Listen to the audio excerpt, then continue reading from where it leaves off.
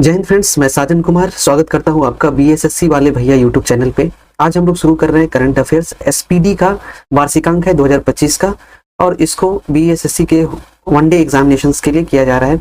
ऐसा नहीं है कि ये वनडे एग्जामिनेशंस बीएसएससी के लिए ही लाभदायक है, ये स्टेट पीसीएस के लिए भी लाभदायक है, जैसे कि BPSC, UPPSC, JPSC, RPSC etcetera. हालांकि एसपीडी करंट अफेयर्स का रेलवे एग्जामिनेशंस में भी बहुत महत्व रहा है और एसपीडी करंट अफेयर्स बिहार के एग्जामिनेशंस के लिए रामबाण का काम करती है। तो हम लोग इसी कड़ी में बीएसएससी वाले भैया यूट्यूब चैनल पे एसपीडी करंट अफेयर्स का ये सीरीज लेकर आए हैं और जिसमें पूरे एक साल का करंट अफेयर्स कराया जाएगा। न्यूज है 26 अप्रैल का।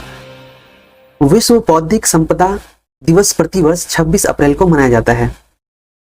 26 अप्रैल को वर्ल्ड इंटेलेक्चुअल प्रॉपर्टी डे मनाया जाता है। विश्व बौद्धिक संपदा दिवस 2025 का जो विषय है वो है आईपी और संगीत, आईपी की बीट महसूस करें, है ना। आईपी कहने का मतलब है इंटेलेक्चुअल प्रॉपर्टी, तो इंटेलेक्चुअल प्रॉपर्टी और संगीत मतलब आईपी इंटेलेक्चुअल प्रॉपर्टी की। हिमाचल प्रदेश के 27 में से 16 जिलों को आधिकारिक तौर पर मलेरिया मुक्त घोषित किया गया है।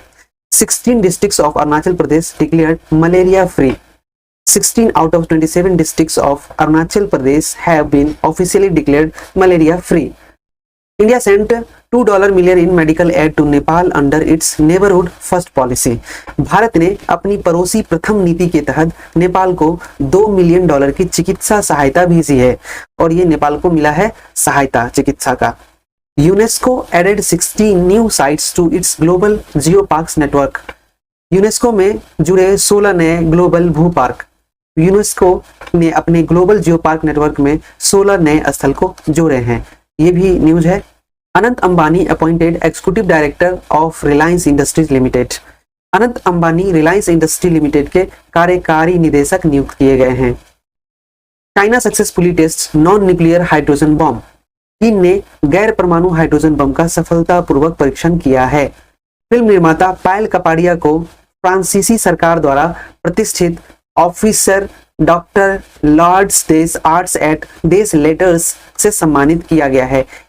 Sikkim government announced 20% reservation for Agniveer jawans in state policy recruitment. Sikkim सरकार ने राज्य पुलिस भर्ती में अग्निवीर जवानों के लिए 20% आरक्षण की घोषणा की है। 20% अब आरक्षण दिया जाएगा सिक्किम गवर्नमेंट के सरकारी नौकरियों में। Rohit Sharma became the second Indian to score 12,000 runs in T20. Rohit Sharma T20 में 12,000 रन बनाने वाले दूसरे भारतीय बने हैं। 12,000 रन इन्होंने बना लिया है रोहित शर्मा ने। कृति सनन ड्रीम टेक्नोलॉजी की पहली भारतीय ब्रांड एम्बेसडर बनी। ये ड्रीम टेक्नोलॉजी की ब्रांड एम्बेसडर बनी है। कृति सनन हीरोइन है ये। कृति सनन becomes the first Indian brand ambassador of dream technology. ISRO के पूर्व अध्यक्ष कृष्ण स्वामी कस्तूरी रंगन का 25 अप्रैल 2025 को बेंगलुरु में 84 वर्ष की आयु में निधन हो गया।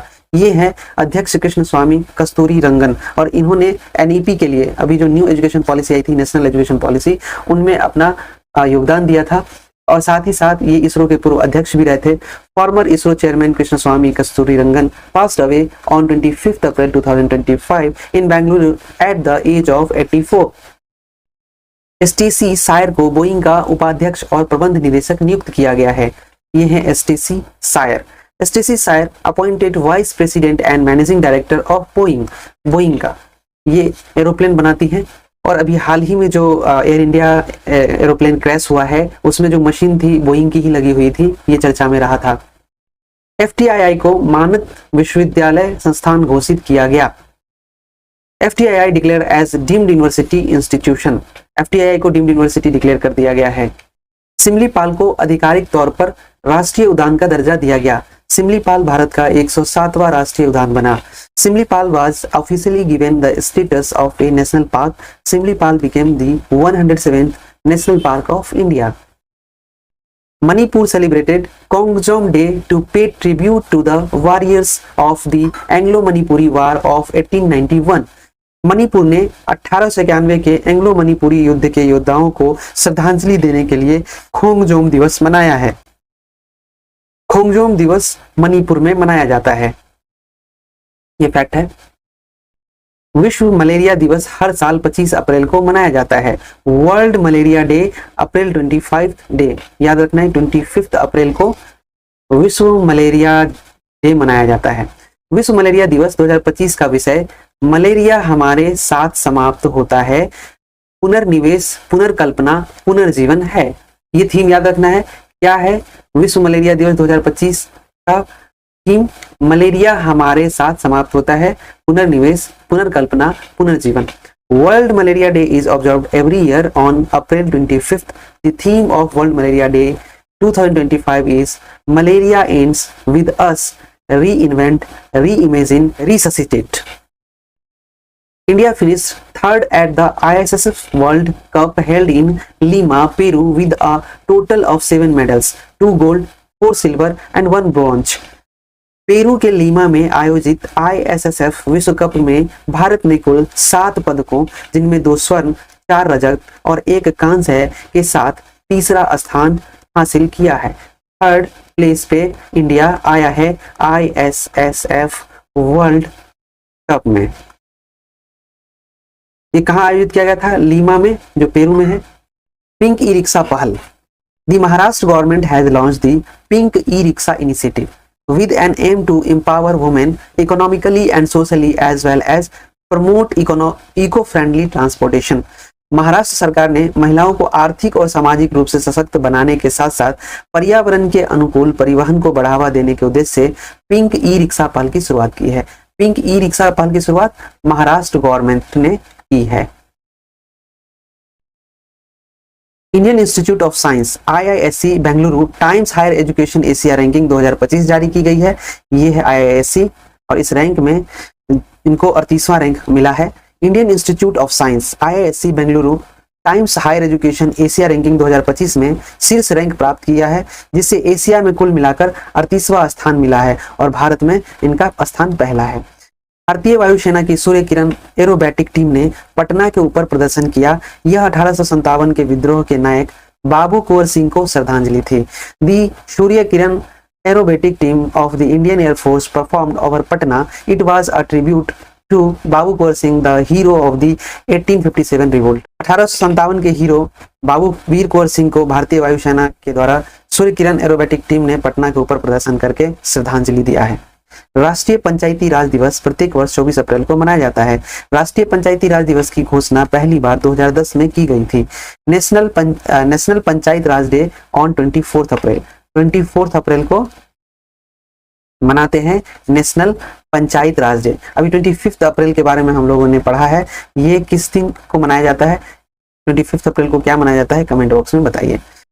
पहली बार वर्ष 2010 में नेशनल पंचायती डे डिक्लेयर किया गया था, अनाउंस किया गया था।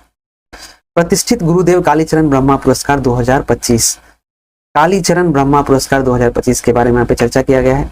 आचार्य अच्युत सामंत, जो कि KIIT और KISS के दूरदर्शी संस्थापक है, वो असम के कोकराझार में प्रतिष्ठित गुरुदेव कालीचरण ब्रह्मा पुरस्कार 2025 से सम्मानित किया गया। तो इनको किया गया आचार्य अच्युत सामंत को। पोषण ट्रैकर एप्लीकेशन को नवाचार श्रेणी में उत्कृष्टता के लिए प्रधानमंत्री पुरस्कार मिला है। Nutrition tracker application receives prime minister award 2025 for excellence in innovation category. तो ये एप्लीकेशन है, इसको नवाचार श्रेणी में मिला है प्रधानमंत्री पुरस्कार पोषण के लिए। ये पोषण ट्रैक करता है। ऑस्कर पियास्त्री ने 2025 सऊदी अरब ग्रैंड प्रिक्स जीता है। Oscar Piastri wins the 2025 Saudi Arabian grand prix जीता है ऑस्कर पियास्त्री ने 2025 के लिए। Virat Kohli has become the player with the most 50+ score innings of more than 50 runs in IPL history. Virat Kohli ने IPL इतिहास में सबसे ज्यादा 50+ स्कोर, 50 से अधिक रन की पारियां बनाने वाले खिलाड़ी बन गए हैं। तो ये एक इतिहास है कि इन्होंने 50 से अधिक स्कोर किया है, 50+ मारा है 50 इनिंग्स में IPL के हिस्ट्री में।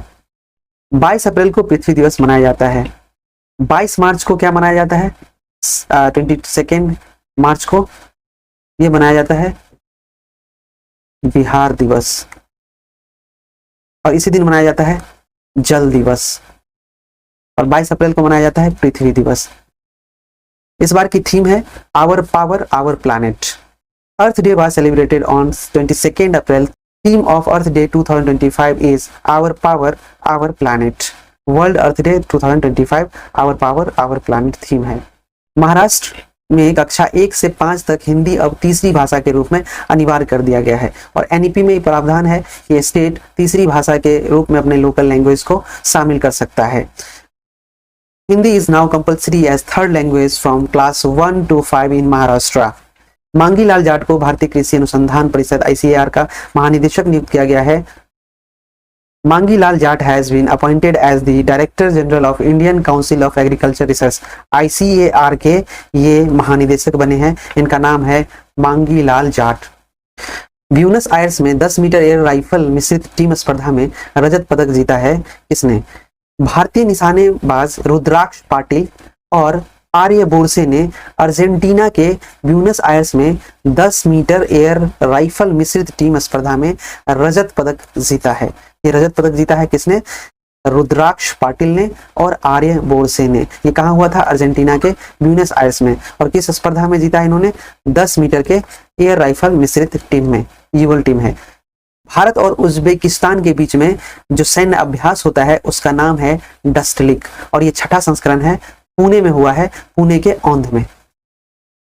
India Uzbekistan joint military exercise Dustlik 6 begin in Aundh, Pune. विश्व धरोहर दिवस प्रत्येक वर्ष 18 अप्रैल को मनाया जाता है। इस वर्ष 2025 में विश्व धरोहर दिवस का जो थीम है वो है आपदा तैयारी और संघर्षों में सहनशीलता। इंटरनेशनल हेरिटेज डे 18 अप्रैल को मनाया जाता है। इंडसइंड बैंक ने संतोष कुमार को अपना उप मुख्य वित्तीय अधिकारी CFO नियुक्त किया है। मेयर एरिक एडम्स ने 14 अप्रैल 2025 को आधिकारिक रूप से डॉक्टर भीमराव अंबेडकर दिवस घोषित किया है। 14 अप्रैल को डॉक्टर बाबा साहब भीमराव अंबेडकर दिवस घोषित किया गया है। ये कहाँ किया गया है? न्यूयॉर्क सिटी में। न्यूयॉर्क सिटी में एक ऐतिहासिक कदम उठाते हुए वहां के मेयर एरिक एडम्स, वहां के जो मेयर है एरिक एडम्स ने 14 अप्रैल को आधिकारिक रूप से डॉक्टर भीमराव अंबेडकर दिवस घोषित कर दिया गया है। अब न्यूयॉर्क में भी 14 अप्रैल को मनाया जाएगा डॉक्टर भीमराव अंबेडकर दिवस। महाराष्ट्र ने DPS फ्लोमिंगो झील को संरक्षण रिजर्व घोषित किया है। Maharashtra designates DPS flamingo lakes as conservation reserve. Pope Francis dies at the age of 88। Pope Francis का 88 वर्ष की आयु में निधन हो गया है। Chairperson of the 23rd law commission of India न्यायमूर्ति दिनेश माहेश्वरी को भारत के 23वें विधि आयोग का अध्यक्ष नियुक्त किया गया है। ये है दिनेश माहेश्वरी जी, इनको भारतीय विधि आयोग का अध्यक्ष नियुक्त किया। Justice Dinesh Maheshwari appointed as chairperson of the 23rd law commission of India. 23वें विधि आयोग के अध्यक्ष बने हैं न्यायमूर्ति दिनेश माहेश्वरी। फ्रेंड्स, यहाँ पे हमारा स्पीडी करंट अफेयर्स कंक्लूड होता है। मिलते हैं इसी सीरीज में, इसी कड़ी में स्पीडी करंट अफेयर्स के नेक्स्ट टॉपिक से और पूरा का पूरा स्पीडी करंट अफेयर्स कंप्लीट कराया जाएगा आपको। आपके एग्जाम्स के लिए इस सीरीज को देखते रहिए, काफ़ी इंपॉर्टेंट है। आप हमारे चैनल पे नए हैं तो प्लीज़ सब्सक्राइब कर लीजिए और लाइक कीजिए, दोस्तों के बीच शेयर कीजिए और हमारे इस सीरीज को देखने के लिए इसका नोटिफिकेशन ऑन करने के लिए बेल आइकन को दबाना ना भूलें। थैंक्स, मिलते हैं नेक्स्ट सीरीज में।